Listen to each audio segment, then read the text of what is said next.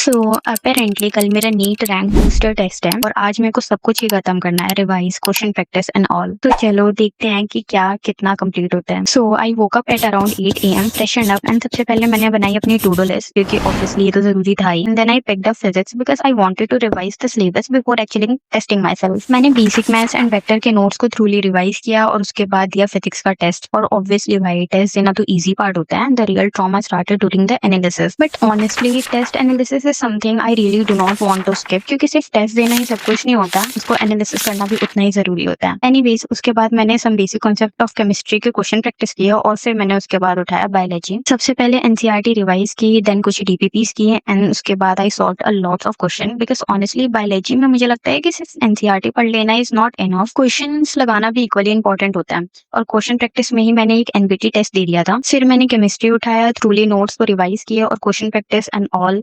Then I revise cell and finally finished that part also. And honestly मेरे कुछ task रह भी गए थे और मैं थक भी चुकी थी, तो अब इसको कल सुबह उठ के रिवाइज करेंगे टेस्ट से पहले और फिर टेस्ट दे देंगे। सो या ये है मेरे आज के स्टडी आवर्स और अब कल क्या होता है वो तो टेस्ट ही बताएगा। Wish me luck because apparently I need it. Good night, bye bye.